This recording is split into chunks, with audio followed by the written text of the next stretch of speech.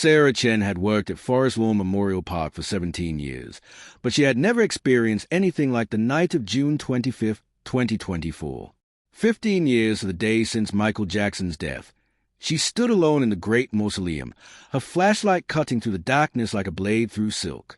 The marble floors reflected her lonely figure, and the silence pressed against her ears with an almost physical weight. She wasn't supposed to be here at this hour, but the anonymous letter had been too specific, too unsettling to ignore. The letter had arrived at her home 3 days earlier, typed on old-fashioned paper that smelled faintly of jasmine. It contained only one sentence. If you want to know the truth about what happened to Michael Jackson, come to his crypt at midnight on June 25th. Come alone. Sarah had shown it to her supervisor, who dismissed it as the work of a conspiracy theorist. But Sarah couldn't shake the feeling that something important was waiting for her in the dark corridors of the mausoleum. As she approached the Holy Terror section, her heart hammered against her ribs. The bronze doors seemed to glow in the beam of a flashlight, and fresh flowers lay scattered on the floor, remnants of the day's visitors who had come to pay their respects. Sarah had seen thousands of mourners over the years, watched them cry and sing and leave messages of love. She had watched families argue over who had been the true fan, seen grown men collapse in grief, witnessed proposals at the King of Pop's resting place. The devotion never ceased to amaze her, but tonight felt different. She checked her watch. 11:58. 2 minutes until midnight. Sarah's rational mind screamed at her to leave, to call security, to do anything except stand here waiting for a stranger who might be dangerous or deranged. But her curiosity had always been her greatest weakness and her greatest strength. It was what had led her to study mortuary science, what had drawn her to work among the dead rather than the living. The dead, she had always believed, had stories that the living were too afraid to tell. The temperature seemed to drop as midnight arrived. Sarah's breath formed small clouds in the air, which was strange because the mausoleum was climate-controlled. She heard footsteps echoing from somewhere deeper in the building, slow and deliberate, like someone who had walked these halls 1,000 times before. Her hand instinctively moved to the pepper spray in her pocket, but she forced herself to remain calm. The footsteps grew closer, and then a figure emerged from the shadows. The woman who appeared before Sarah looked to be in her late 60s, with silver hair pulled back in an elegant bun and eyes that seemed to hold decades of secrets. She wore a simple black dress and carried herself with the posture of someone who had once been accustomed to attention, though she clearly sought none now. There was something familiar about her face, something Sarah couldn't quite place, like a melody you've heard before but can't name. "You came," the woman said, her voice barely above a whisper. "I wasn't sure you would. Most people prefer comfortable lies to uncomfortable truths." She moved past Sarah and placed her hand gently on the bronze doors of the crypt. "My name is Margaret. I was Michael's nurse during the last months of his life, and I need to tell someone what really happened before I take these secrets to my own grave." Sarah's professional instincts warred with her human curiosity. She knew she should ask for identification, should verify this woman's claims, should follow protocol. But something in Margaret's eyes told her that this was a moment she had been waiting for without knowing it. This was why she had been drawn to this place, to this profession, to this exact moment in time. "What do you mean, what really happened?" Sarah asked, her voice steadier than she felt. "He died of cardiac arrest caused by acute propofol intoxication. His doctor was convicted of involuntary manslaughter. It's all public record." Margaret smiled sadly, the expression transforming her face into something ancient and weary. "Public record tells you how someone died, Sarah.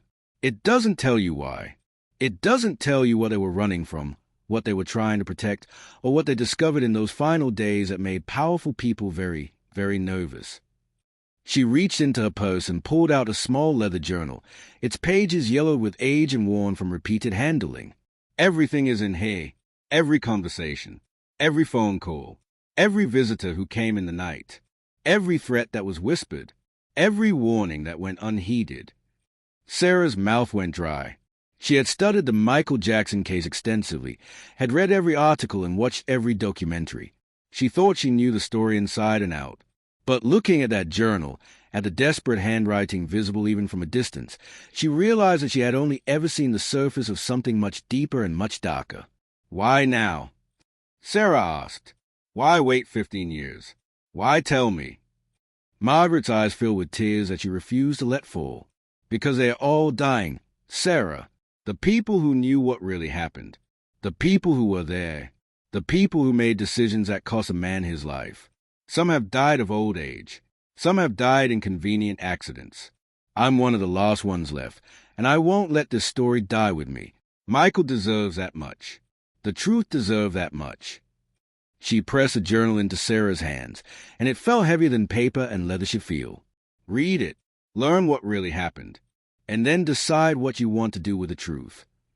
Sarah sat in her small office at the back of the mausoleum, the journal open on her desk, Margaret's words still echoing in her mind.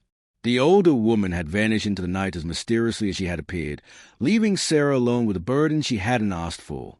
The first entry was dated March 15th, 2009, 3 months before Michael Jackson's death, written in neat, precise handwriting that spoke of medical training and careful observation. Patient MJ extremely agitated today. The entry began.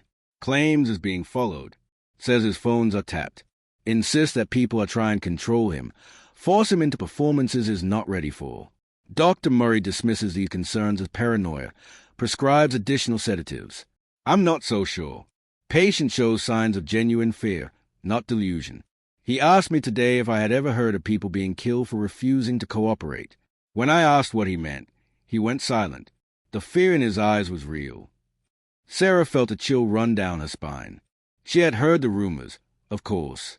Every fan had. Theories about Michael Jackson being murdered, about conspiracies and cover-ups, about powerful people who wanted him silenced.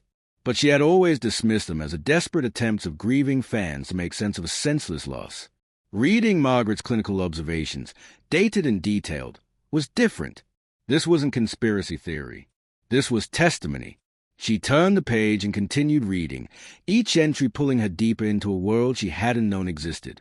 Margaret described Michael's deteriorating physical condition with medical precision. The weight loss, the insomnia, the tremors, but she also documented something else. A pattern of visitors who came late at night. Men in expensive suits who never gave their names. Conversations behind closed doors. Phone calls that left Michael pale and shaking. One entry from April 2nd stood out. Patient received call at 2 a.m. Overheard fragments through door. Someone demanding he sign papers. Patient refusing. Voice on phone raised, threatening. Exact words, "You don't own yourself anymore. You never did. Sign it or we'll make you sign it." Patient had panic attack lasting 40 minutes after call ended. Dr. Murray administered propofol despite my objections. This is becoming dangerous. Sarah's hands trembled as she read. She knew about the financial pressures Michael had faced. The lawsuits. The debts. The pressure to perform the London concerts even though friends and family had expressed concern about his health. But this painted a darker picture. This suggested something more sinister than mere financial obligation. This suggested coercion. Control. Threats. The entries grew more frantic as May arrived. Margaret documented Michael's attempts to reach out to people he trusted, only to find them unavailable or unreachable. She wrote about his growing conviction that his inner circle had been compromised, that people he had relied on for years were working against him.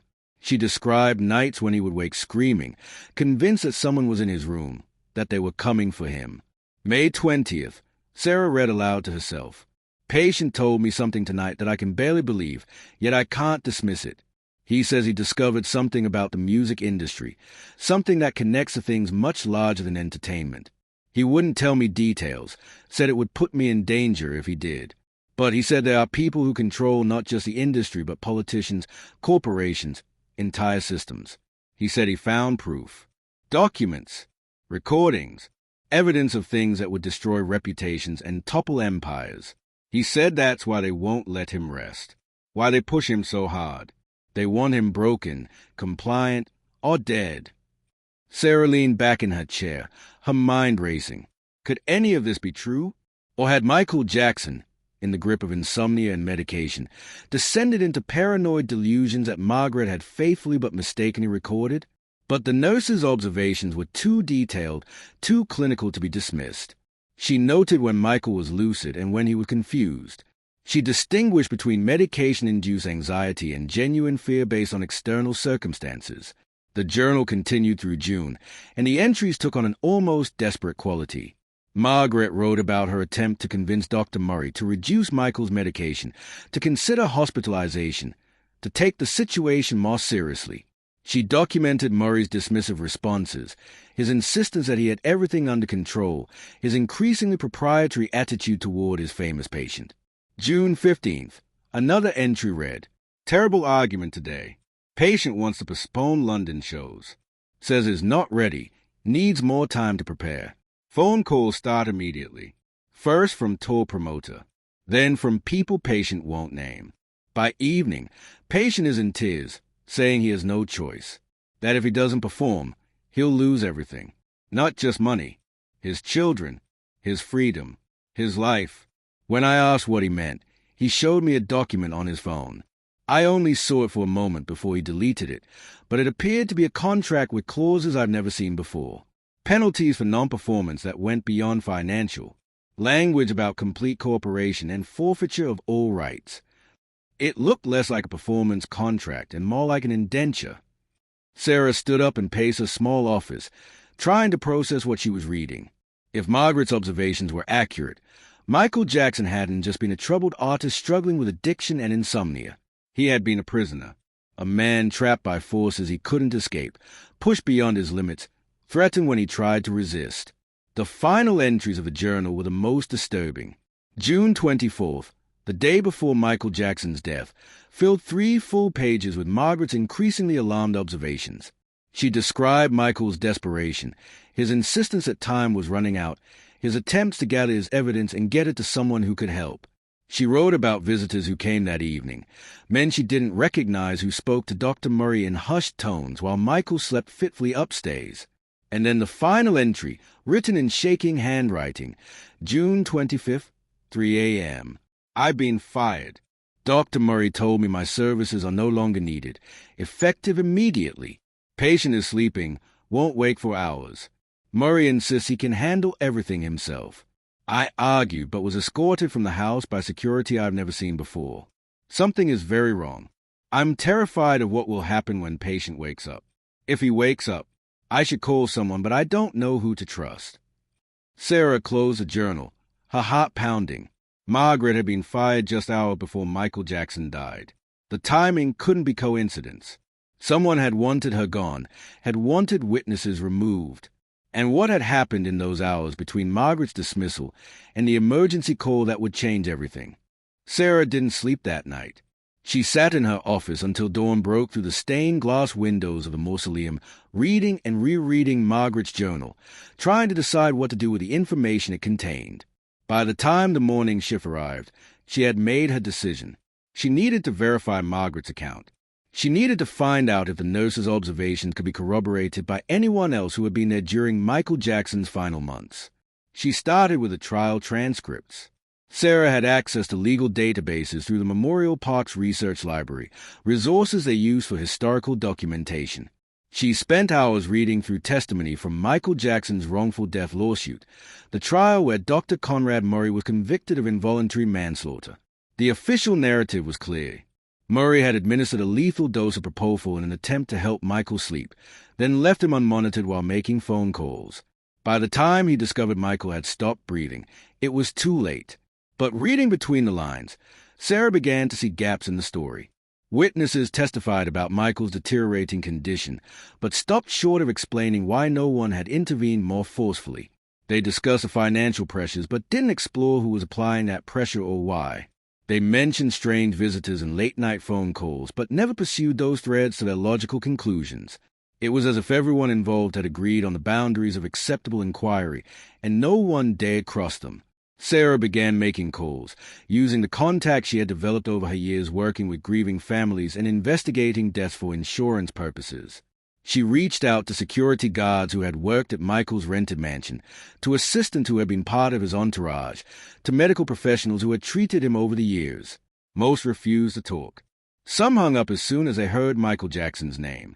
But a few were willing to speak, always off the record, always with a caveat that they feared for their safety if their names were used.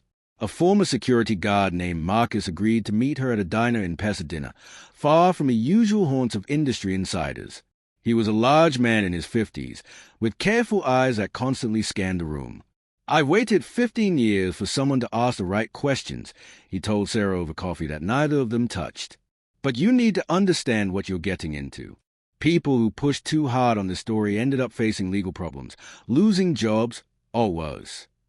Sarah showed him the journal, and Marcus's expression darkened as he recognized the names and dates. "Margaret was good people," he said. "She actually cared about Michael. That's why they got rid of her. In the end, they only wanted people around him who would do what they were told." He leaned forward, lowering his voice. "You want to know what I saw? I saw Michael trying to fire Dr. Murray 3 times. 3 times he said he didn't want that doctor near him anymore. And 3 times he was convinced or forced to keep him on. Someone wanted Murray there. Someone needed Murray there." "Why?" Sarah asked, though she was beginning to understand the answer. "Because Murray would do anything for money," Marcus said bluntly. "And because he was in over his head, desperate enough to be controlled. He wasn't just a doctor. He was a tool, a weapon aimed at someone who had become inconvenient." Marcus pulled out his phone and scrolled through old photos until he found what he was looking for. "Look at this. June 12th, 2 weeks before Michael died. That's one of the men who visited the house late at night. He never signed in, never gave his name, but I photographed everyone who came through those gates." The photo showed a man in an expensive suit climbing out of a black SUV. His face was partially turned away from the camera, but Sarah could see enough to know this wasn't a music industry executive or friend dropping by.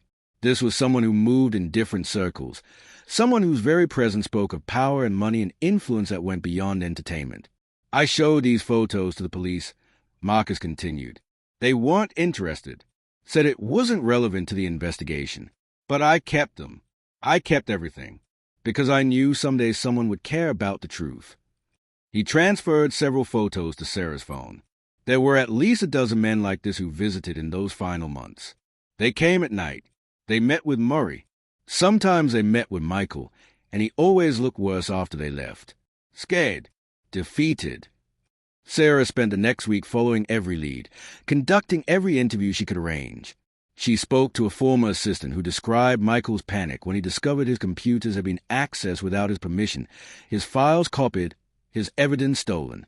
She talked to a sound engineer who remembered Michael working late at night on recordings that had nothing to do with music, interviews where he talked about corruption and control and systems designed to exploit artists. Those recordings, the engineer said, had disappeared after Michael's death, seized by lawyers and never returned. A chef who had worked at the house told Sarah about overhearing phone conversations where Michael begged someone named David to help him, to use his connections to protect him. "He was crying," the chef recalled, her eyes distant with memory. "I'd never seen him like that. He kept saying they're going to kill me over and over. This was maybe a week before he died. I told the police. They said it was the medication talking.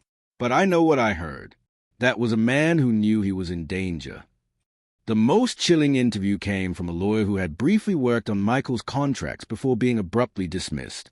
Speaking on condition of complete anonymity, the lawyer described clauses in Michael's agreements that went far beyond normal performance contracts.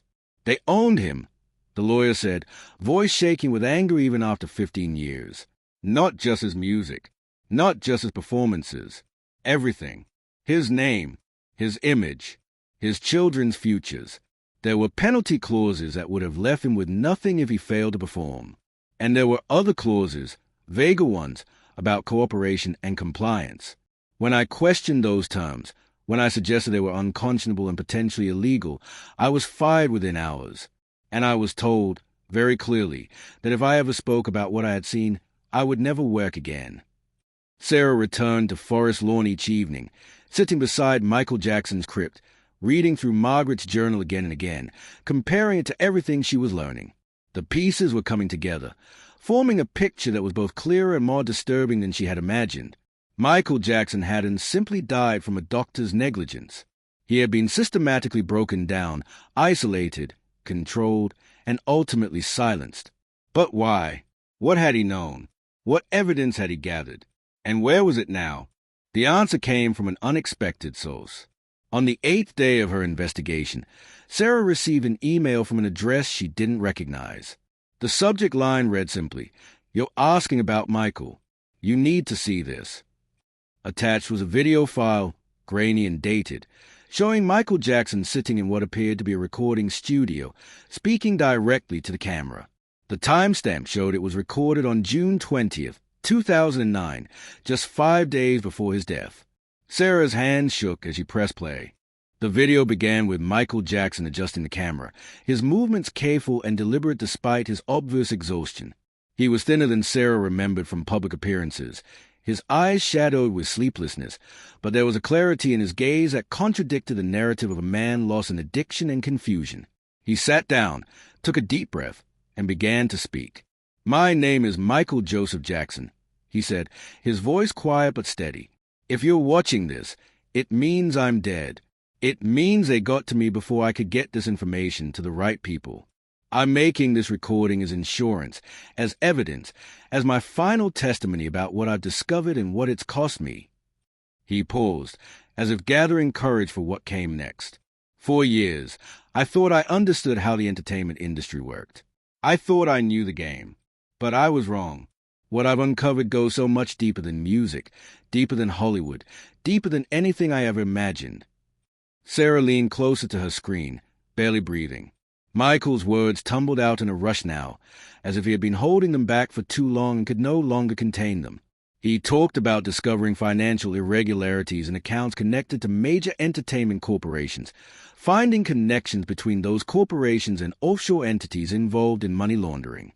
He described stumbling upon evidence of systematic exploitation, not just of artists but of children involved in entertainment, trafficking schemes hidden behind the facade of legitimate talent agencies. "I started asking questions," Michael continued, his hands gesturing with increasing agitation. "I started documenting what I found, and that's when everything changed. Suddenly the pressure increased. My debts were called in. My assets were frozen. I was forced into contracts I never would have signed. And when I tried to back out of the London shows, when I said I needed time to organize this evidence and get it to authorities I could trust, the threats began." He stood up and paced in front of the camera, and Sarah could see the toll this had taken on him. "They told me if I didn't cooperate, I would lose my children.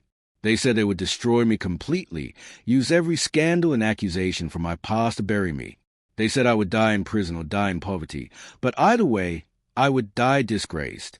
And when I still refused, when I said I would go public anyway, they made it clear that death might come sooner than I thought." Michael returned to his seat, and now tears streamed down his face. "I've tried to get this evidence to the FBI, to journalists, to anyone who might be able to do something with it. But my communications are monitored. My computers are hacked. People I trusted are being compromised or scared away. I'm surrounded by people who are either working for them or too terrified to help me. Dr. Murray, the doctor they forced on me, he's their man. I know it. He's there to keep me controlled, keep me sedated, keep me from being able to think clearly enough to fight back." Sarah's mind reeled. She paused the video and stood up, pacing her office, trying to process what she was hearing. If this was real, if Michael Jackson was telling the truth, then his death wasn't just negligence. It was murder, premeditated, calculated, covered up with perfect precision. She sat back down and continued the video. "I've hidden copies of everything I found," Michael was saying. "Documents, videos, recordings of conversations, financial records. Everything that proves what I'm saying is true. I've put them in places where my lawyers can find them if something happens to me. I've given instructions to people I trust, though I'm not sure anymore who I can really trust. But I'm running out of time. I can feel it. They're closing in. Dr. Murray's behavior has changed. He's giving me things I don't ask for. I wake up with injections I don't remember receiving. I'm scared to sleep because I'm not sure I'll wake up."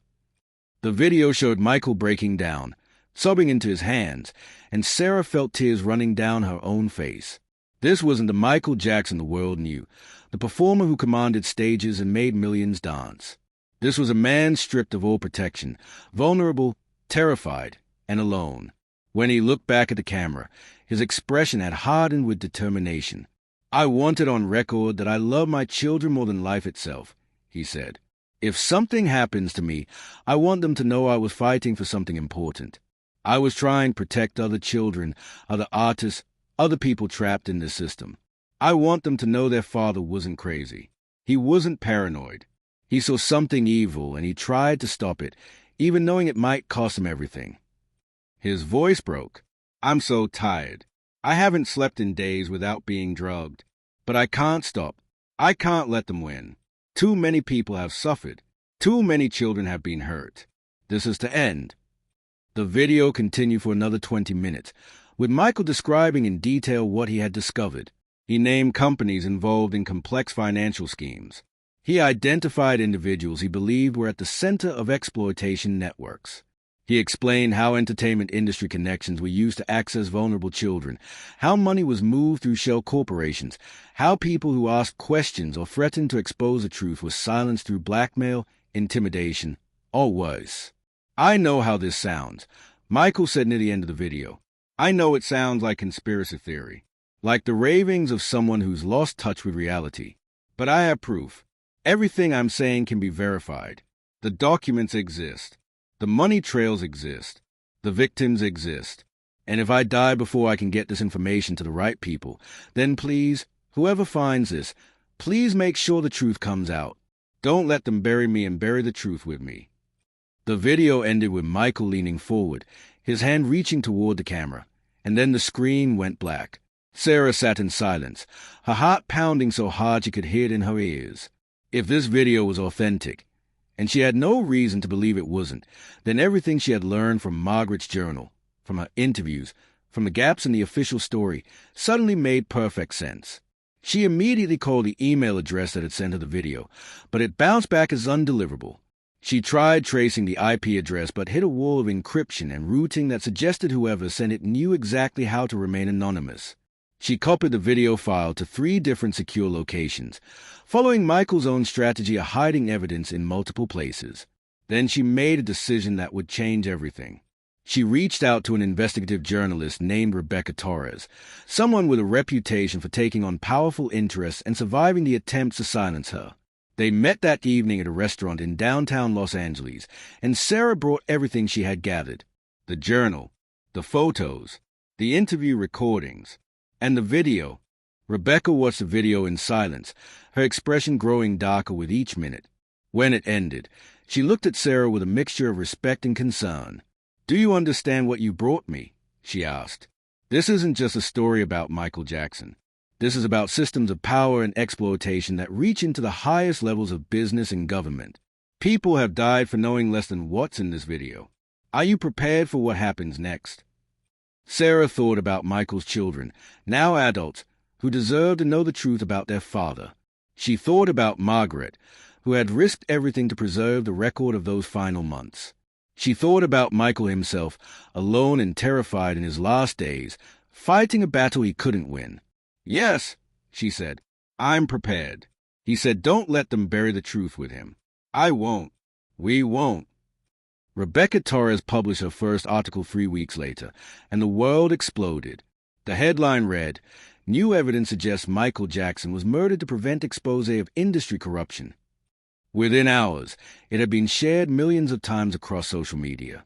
Within days, major news outlets were scrambling to verify the claims and conduct their own investigations. Within weeks, law enforcement agencies in multiple countries had opened inquiries into the allegations Michael had made in his final video. Sarah watched it all unfold from her office at Forest Lawn, continuing her normal duties while living in a state of constant anxiety about what she had unleashed. The backlash came swiftly. Michael Jackson's estate initially released a statement questioning the authenticity of the video and suggesting it showed a man suffering from paranoid delusions. Dr. Conrad Murray, in a rare interview from his home, denied any involvement in a murder plot and insisted he had only tried to help Michael sleep. But the evidence kept mounting.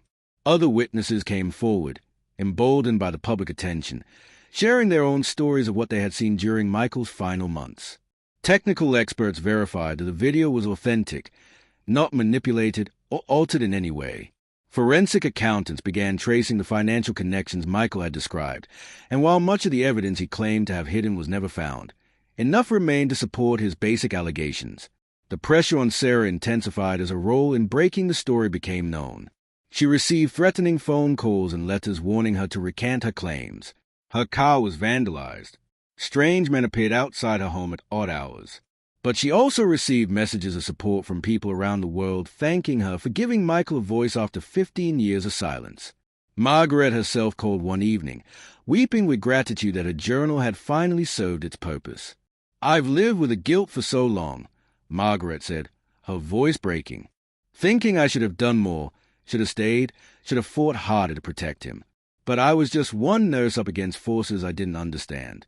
Now, finally, people know what really happened. They know he wasn't just a troubled addict. He was a brave man fighting impossible odds." The legal and financial investigation sprawled across multiple jurisdictions, uncovering a network of corruption that went far beyond Michael Jackson's death. Several high-ranking executives at entertainment companies resigned amid mounting evidence of financial fraud. Prosecutors in California reopened the investigation into Michael's death, this time looking for evidence of conspiracy and premeditated murder rather than simple negligence. Dr. Conrad Murray became the focus of renewed scrutiny. Under pressure from investigators armed with new evidence, his story began to fall apart. Phone records showed calls to numbers associated with financial entities Michael had named in his video. Bank records revealed payments Murray had received beyond his official salary, money from accounts connected to the same shell corporations. Faced with the possibility of being charged with first-degree murder rather than involuntary manslaughter, Murray finally agreed to cooperate with investigators. His testimony, given under immunity from additional prosecution, confirmed much of what Sarah and Rebecca had uncovered. Murray admitted that he had been approached by representatives of what he called a consortium, a group of powerful individuals with interests in maintaining control over Michael Jackson's career and silencing his investigations. He confirmed that he had been instructed to keep Michael sedated and compliant, to prevent him from being able to organize his evidence or reach out to authorities effectively. "I thought I was just helping him sleep," Murray testified, though his words rang hollow. "But I knew something wasn't right. I knew the doses I was being told to give him were dangerous. And on that last night, June 25th, I received a call telling me exactly what to administer and exactly how long to leave him unmonitored. I was told if I followed instructions, my debts would be paid and my future secured. If I didn't, I would take the fall for everything anyway." Murray's admission that he had essentially been hired to kill Michael Jackson, whether he fully acknowledged it or not, sent shockwaves through the legal system. Additional charges were filed. More arrests were made. The investigation expanded to include not just Michael's death, but the broader network of exploitation and corruption he had tried to expose. Sarah returned to Michael's crypt on a quiet Tuesday morning, 6 months after Margaret had first given her the journal. The morning light streamed through the stained glass windows, painting the marble floors in shades of amber and gold. Fresh flowers covered every surface, left by fans who had come in droves once the truth began emerging, needing to pay their respects to a man who had been even braver than they knew. She placed her hand on the bronze doors and spoke softly, knowing she was really talking to herself, to history, to the idea of justice that felt so fragile and yet so necessary. "You were right," she said. "You were right about all of it. And now the world knows. Your children know. The truth is finally out there, exactly like you wanted." Rebecca Torres had continued her investigation, publishing a series of articles that won journalism's highest awards and led to legislative reforms in how the entertainment industry operated. Congressional hearings were held. New laws were passed to protect artists from exploitative contracts and to mandate external oversight of artist management and financial handling. It wasn't enough to undo the damage, but it was a start. Margaret passed away peacefully in her sleep 8 months after giving Sarah the journal, her conscience finally at ease.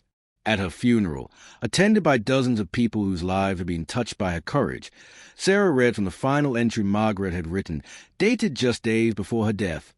"I have done what I needed to do. Michael can rest now, knowing the truth is known. And I can rest, too, knowing I didn't fail him in the end." The full truth about Michael Jackson's death remained complex and contested. While Murray's testimony and the evidence gathered by investigators painted a clear picture of conspiracy and murder, some key figures remained beyond the reach of prosecution, protected by wealth, influence, and the passage of time. The evidence Michael had claimed to hide was never fully recovered, either destroyed by those who feared it or lost in the chaos of his sudden death. But something fundamental had shifted. The narrative of Michael Jackson's final days was no longer about a troubled addict who died from his own excess. It was about a man who saw corruption and tried to fight it, who gathered evidence of exploitation and tried to expose it, who was systematically isolated, controlled, and ultimately killed for refusing to stay silent. His death became not just a tragedy, but a symbol of the price people pay for speaking truth to power. Sarah continued her work at Forest Lawn, but she was changed by the experience. She had learned that the dead do speak, if someone is willing to listen. She had learned that truth, no matter how long buried, has a way of surfacing when people care enough to dig. And she had learned that ordinary people, doing their jobs and following their conscience, can sometimes change the world. On the 15th anniversary of Rebecca's first article, Sarah stood once again at Michael Jackson's crypt, now surrounded by permanent memorials and museums dedicated to preserving not just his music but his final fight for justice. A foundation had been established in his name, dedicated to protecting young artists and investigating exploitation in entertainment. His children, now fully grown, had become advocates for truth and accountability, carrying on their father's last mission. The bronze doors seemed to glow in the afternoon light, and Sarah remembered the first time she had stood here, uncertain and afraid, holding Margaret's letter in her shaking hands. She thought about how one nurse's journal, one keeper's curiosity, and one journalist's courage had combined to finally give Michael Jackson what he had asked for in his final video: the truth, unburied, undeniable, alive. After years of silence, Sarah whispered, her hand on the cool bronze, your grave has told its story, and the world has finally listened. Around the world, in bedrooms and concert halls and courtrooms and newsrooms, people who had loved Michael Jackson's music learned to love his courage too. They understood that his final performances had not been on stages but in secret recordings, not singing and dancing but speaking and documenting, not entertaining the world but trying to save it from the darkness he had discovered. The king of pop had become something more than an entertainer. He had become a truth-teller, a whistleblower, a man who sacrificed everything for a principle larger than himself. His grave, silent for so many years, had finally told its story, and that story, powerful and true, would echo long after the last note of his music faded into memory. Sarah looked out at the visitors gathering for the evening memorial service, people from every corner of the globe who had come to pay their respects. They no longer came just to mourn a lost talent. They came to honor a fallen warrior, someone who had seen evil and refused to look away, even knowing the cost. In death, Michael Jackson had achieved what he could not in life. He had been heard. He had been believed. He had been vindicated. The sun was setting over Los Angeles, painting the sky in shades of purple and gold, and Sarah felt the weight of the journal in her bag, which she carried with her always now. It had become her responsibility, her sacred trust, to ensure that what Margaret had recorded and what Michael had died protecting would never be forgotten. Future generations would need to know that truth matters, that courage matters, that one person willing to stand against the darkness can light the way for millions. As the memorial service began and voices rose in song, Sarah closed her eyes and imagined Michael somewhere beyond the bronze doors, beyond the marble and silence, finally at peace. He had asked the world not to let them bury the truth with him, and the world, at last, had honored that request. His grave had spoken, his story was told, and in the telling, something broken had been made whole again. Justice, delayed but not denied, had finally come home.